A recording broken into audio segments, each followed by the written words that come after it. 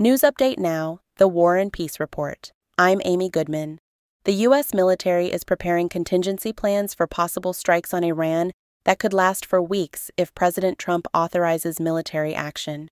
That's according to two U.S. officials who spoke to Reuters.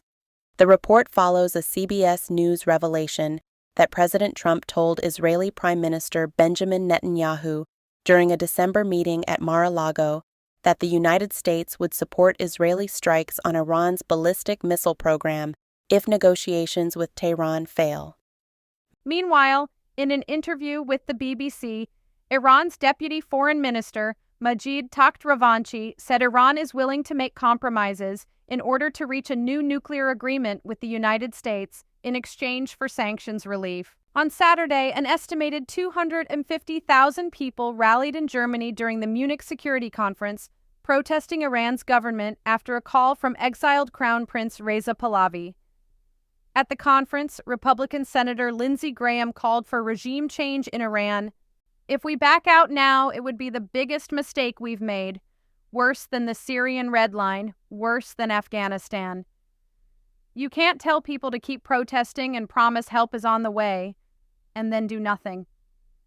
I'm confident President Trump will achieve results, whether through diplomacy or military force." In Gaza, Israeli forces have killed at least 11 Palestinians in the past 24 hours. Since the U.S. brokered ceasefire last October, more than 600 Palestinians have been killed and over 1,600 wounded, according to the Palestinian Health Ministry. Alan Albayuk, whose son was killed in Israeli airstrikes, questioned whether peace is truly possible. "Do you believe there is a real board of peace? Do you believe Trump will come to defend us? He is supplying Israel with deadly weapons, money, political support, and international protection. Do you believe peace will come from him or anyone else?" On Sunday, President Trump announced that members of his so-called Board of Peace pledged $5 billion to help rebuild Gaza. Indonesia's military says it will deploy up to 8,000 troops to Gaza by the end of June. Meanwhile, Doctors Without Borders, Médecins Sans Frontières, MSF, has suspended some non-essential operations at Nasser Hospital in Gaza after reports of armed men inside the facility since the October ceasefire between Israel and Hamas. MSF cited intimidation, arbitrary arrests of patients, and suspected movement of weapons within the hospital. Last month, Israel ordered MSF and 30 other international organizations to halt operations in Gaza and the occupied West Bank unless they complied with new rules requiring them to share staff information. MSF refused, saying Israel could not guarantee the safety of its personnel. In the occupied West Bank, the Oscar-winning Palestinian co-director of No Other Land, Hamdan Balal, says Israeli settlers attacked his family's home in the village of Susha. His brother was hospitalized and 4 relatives were arrested by Israeli soldiers. Balal says the attack was led by the same settler who assaulted him last March after his film won an Academy Award. The violence came just hours after Israel approved a new land registration process in the West Bank, the first since 1967, a move human rights groups warn could accelerate Palestinian displacement. Elsewhere, U.S. Southern Command says a U.S. military strike destroyed a boat in the Caribbean Friday, killing 3 people.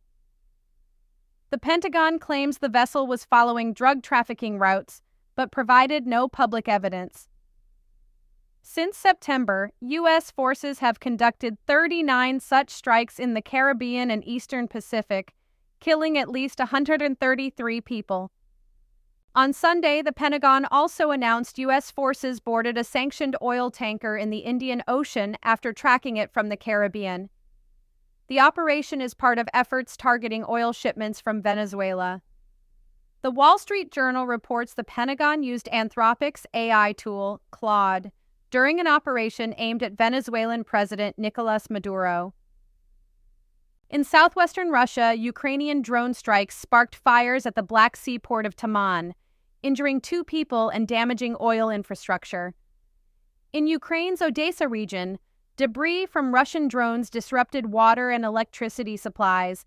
The escalation comes ahead of U.S. brokered talks between Russian and Ukrainian envoys in Geneva.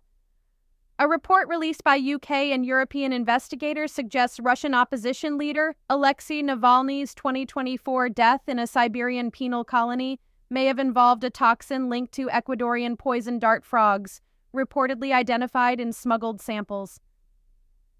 At the Munich Security Conference, Democratic Congress member Alexandria Ocasio-Cortez criticized U.S. foreign policy, warning of rising authoritarianism.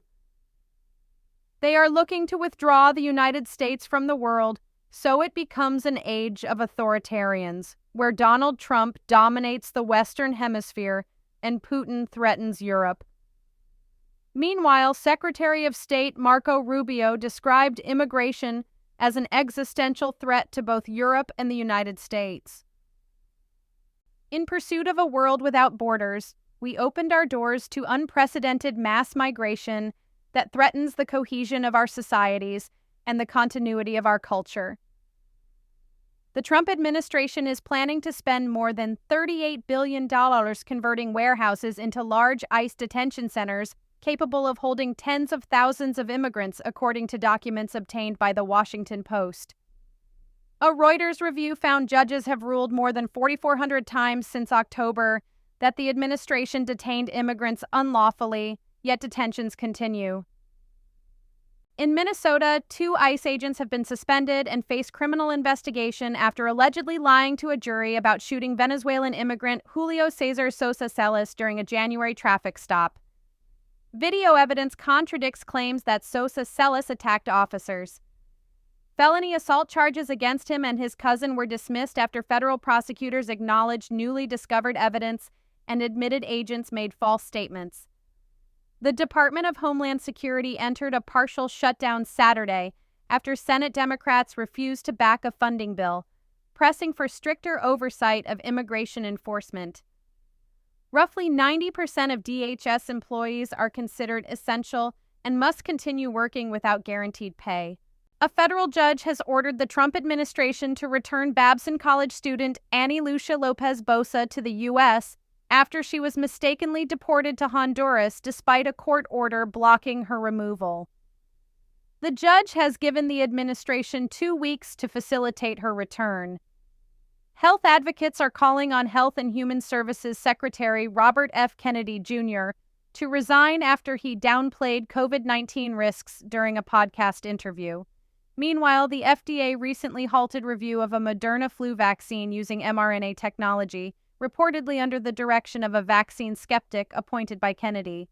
Former President Barack Obama responded to a racist video shared by President Trump depicting the Obamas as apes.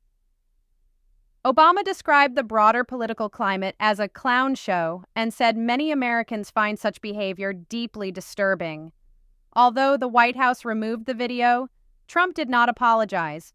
Reuters reports Russell Vought, head of the White House Office of Management and Budget and architect of Project 2025, is using $15 million in remaining USAID funds to finance his security detail. The administration previously dismantled USAID, canceling most foreign aid programs and laying off thousands of employees.